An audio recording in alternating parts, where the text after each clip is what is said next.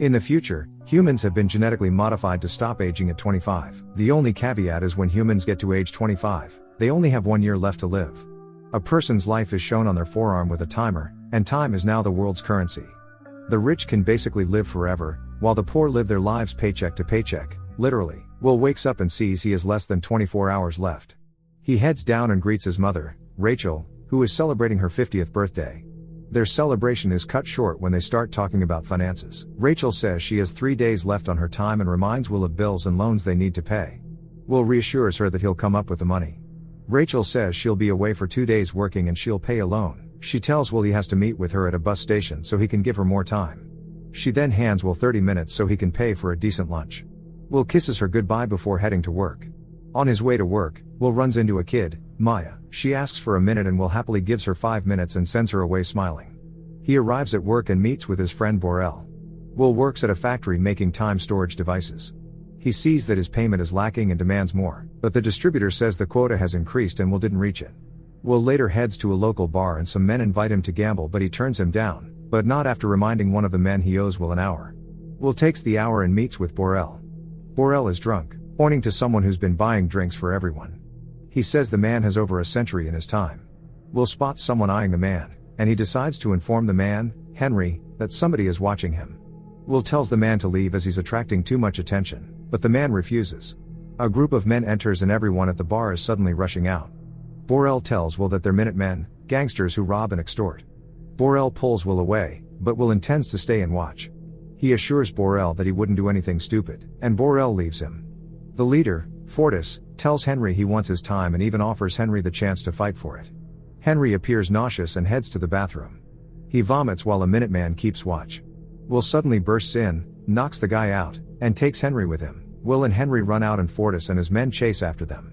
They manage to escape after climbing over a gate and hiding inside an abandoned building. The Minutemen are close behind and almost find them, but eventually give up their chase when one of the men tells Fortis that he recognized Will. Will and Henry get acquainted, and Henry reveals he's 105 years old. He says his mind is fatigued, and he desires death, explaining his rash behavior. Will gets mad, considering that he and his mother have to work several jobs just to live another day. Henry then reveals the secrets of their horrific world. Rich people increase the cost of living so that poor people keep dying, and, in turn, more time goes to the rich. The reality is that there is more than enough time for everyone. However, greed and lust for immortality blind the rich and powerful. Henry asks Will what he'll do if he had the same amount of time as him. Will answers that if he has that time, he will not waste it like Henry. Henry thinks about what Will says, and the two get rest. Morning comes and Henry decides to give all but 5 minutes of his time to a sleeping Will. After a while, Will wakes up and discovers he is over a century in his time. He looks for Henry and sees him sitting atop a bridge. As Henry's final seconds count down, he smiles and falls into the river. Later, Will heads to Borel and sees Borel's wife, Greta, holding their newborn baby. Will asks for Borel, and he reveals to him the time he has. Will talks about the events of the night before, and Borel asks what he plans to do. Now that he has learned the truth, Will intends to bring justice. Before leaving, Will gives Borel 10 years. With his fortune, Borel eyes the bar on the other side of the street. Meanwhile, Rachel pays a loan of 2 days and attempts to ride the bus but finds that she can't afford the fare as the prices have gone up. She pleads to the driver and the passengers, but everyone looks away. Feeling desperate, she starts running.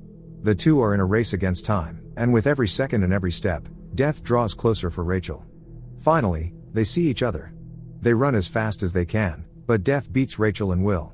A lifeless Rachel falls into Will's arms.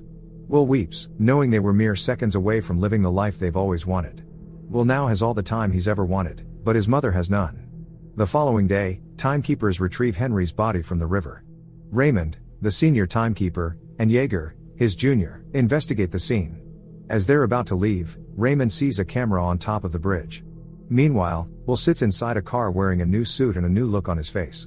They leave the time zone, a border that separates the different social classes. On his trip, they pass multiple borders, paying a toll fee that increases with each one. The last border costs Will a year, and the driver welcomes him to the city of New Greenwich. The driver asks Will what his true intentions are for coming to New Greenwich, and Will answers he wants to make the people of New Greenwich pay. The city is entirely different from what Will is used to. As he exits the car, he immediately starts running, still used to living with little time. He looks at his arm and starts acting more like a person who has all the time in the world. However, he already caught the attention of a woman named Sylvia. Will enters a hotel and asks for a suite. In his luxurious room, Will wakes up still with 105 years. Even though he lies down in the comfiest of beds in a room with the best view, the untimely death of his mom still haunts him. For the first time in his life, he experiences gourmet food and drinks. He pays for his meal and tips the waitress a week. The waitress notices that Will doesn't act like everyone else, saying he does everything a little too fast. Will cheekily replies that he doesn't finish fast in the things that matter. Will plans to enter the casino, but first, he has to have a wardrobe change. In the timekeeper's headquarters, they see Will in the surveillance footage. Yeager reports that a man crossed numerous borders going to New Greenwich. They gather more information about Will on the computer, and Raymond states that he knows Will's father. Will enters a casino and sits at a poker table. As the dealer deals, Philippe, a billionaire with eons in his time, acquaints himself with Will. Will's winnings after a few rounds of poker amounts to over 2 centuries. Philippe increases the pot by 50 years. Despite this, Will calls with total confidence. And the river turns out to be the 6 of diamonds. Will's focus shifts from the game to the lovely dame, Sylvia, who sits beside Philippe. Philippe rolls up his sleeves, revealing almost 10 millennia's worth of time. He then talks about the immeasurable gap between the poor and the rich, justifying it as natural selection. He raises 2 more centuries. Will bites and calls, leaving his arm with a mere 30 seconds left. The outcome favors Will, and he receives a millennium. This brought a thrill to Philippe's dull life. He notices Will looking at Sylvia and asks if he thinks she's his grandmother, mother, or wife. Will simply says that she's beautiful. Philippe introduces her as his daughter, and she invites him to a party. The next day, Will purchases a brand new car with his winnings, which he drives to Philippe's mansion. There he's introduced to 3 generations of women that look as if they're sisters. Will looks out of place among the high-class crowd. Sylvia approaches and saves him from a lonely night. They get to know more about one another, and their conversation leads them to the dance floor. She asks him if he comes from the ghetto, but Will neither admits nor denies her claims. Sylvia opens up to him about her meaningless life and how the time that she has shackles her when it's supposed to grant her freedom. While this is happening, Philippe and her wife stare at the two with watchful eyes, causing Will to lead Sylvia outside to the beach. Will and Sylvia undress and dives into the waters. They float on the ocean, naked and inches apart, with the moonlight glowing on their arms. Sylvia distances herself, but the waves push her closer to him. Suddenly, someone calls out from the shore, disrupting the romantic moment. They return, and Philippe asks Will to join him for a game of poker. However, the timekeepers barge in and confront Will. They sit him in an office, and Raymond introduces himself. He asks him why he's in New Greenwich and how he has over a millennium's worth of time. Will answers honestly and says that Henry gave it to him, offing himself in the process. Raymond doubts his explanation, confiscates his time, and arrests him. As he leaves, Will asks him why he investigates suicide when murders happen in the ghetto every day. Raymond is astounded by his statement as it reminds him of Will's father. Will then attacks the timekeepers guarding him and rushes out to hold Sylvia hostage. They exit through the kitchen, and the two drive off in his car. A car chase occurs, and Raymond rams Will's car, causing them to lose control. Will expertly maneuvers while in reverse, barely dodging an incoming truck. They lose the timekeepers and hide underneath the bridge. Will asks for Sylvie's time, but she refuses. Morning comes, and they drive along the highway and run over traffic spikes. The tire punctures, and they crash. Fortis and his men approach the unconscious couple. He siphons time from Sylvia, but they leave in a hurry, leaving her with 30 minutes.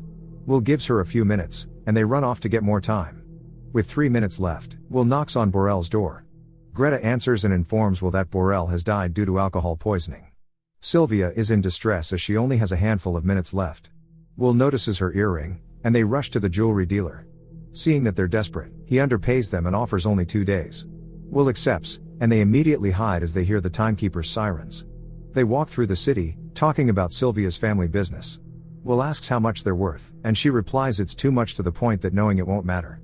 Will calls Raymond and asks for Philippe to transfer 1,000 years to the ghetto city in exchange for Sylvia.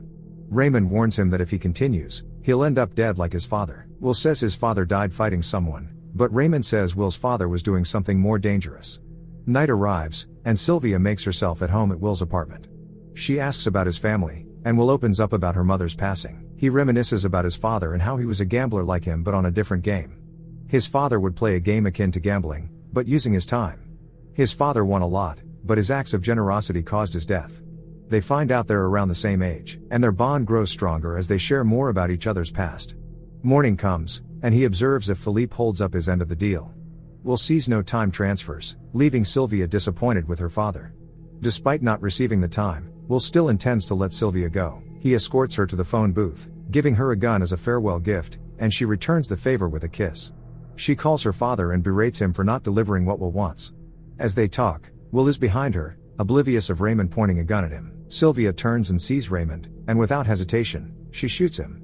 Will points a gun at a bleeding Raymond, but instead of taking his time, he gives some to Raymond, and the two drive off using his car. The two are parked on the side of the main road, and Sylvia asks if he has any plans. Since they're in a cop car, they play the part of a timekeeper, blocking an unfortunate driver. Sylvia gets too comfortable with the gun and fires a shot, scaring Will and the driver. They steal from the passenger and leave with a new vehicle. Later that day, the two sit in the backseat and watch the news about them. Will states that she can still return to her father, but Sylvia doesn't want to return to her boring life. Will leans in for another kiss, now having time to do more than just that. In his office, Philippe talks to his partners and assures them that he didn't pay the ransom. They doubt his capabilities to resolve this issue, but Raymond enters the room before Philippe gets a chance to explain himself. He tells Philippe about his daughter not wanting to be rescued. Philippe apologizes and attributes his daughter's stubbornness to Stockholm Syndrome. Raymond does not budge and informs him that he plans to arrest his daughter. Philippe tries to bribe him with his time, but Raymond remains uninterested and leaves. The next day, Will teaches Sylvia how to shoot a gun properly. They talk about Will's plan to give time to the people, and she says that she can help him get the time he needs. At the local loaning establishment, a truck suddenly crashes through the glass panes. The two pull off a heist, stealing as much time-storing devices as they can. They encourage the borrowers to get as much time as they want, and they all come rushing in. Later that day, Will gives time to Greta, Maya, and even the timeline distributor who gives people time as charity. Fortis continues to harass and kill people for time. He then sees on display a reward for 10 years. For the capture of Will and Sylvia. Meanwhile, Philippe watches the news about his daughter's continuous pursuits to steal from him. Later that night, Raymond and the timekeepers surround a motel where the two stay in. Will and Sylvia notice they're surrounded, so they jump out the window to escape. Raymond chases after them through the streets and the dark alleyways. They make their way up the roofs, and a shootout commences. They manage to board a bus, losing Raymond. Fortis continues his search for Will and Sylvia. He interrogates a group, threatening to steal their time. When one dies, a man steps up and says he has information about their whereabouts.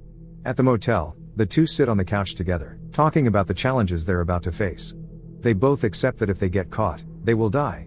At the period they've spent together, and at every time they almost died, Sylvia felt more alive than ever. Suddenly, the door gets knocked down by Fortis and his men. Feeling generous, Fortis gives Will a chance to play for his life. Fortis rolls up his sleeve for a game of strong arm, and Will accepts his challenge. Will struggles up to his final seconds, then, he turns it around when Fortis loses focus. His subordinates approach the table, and the fear in his eyes grows.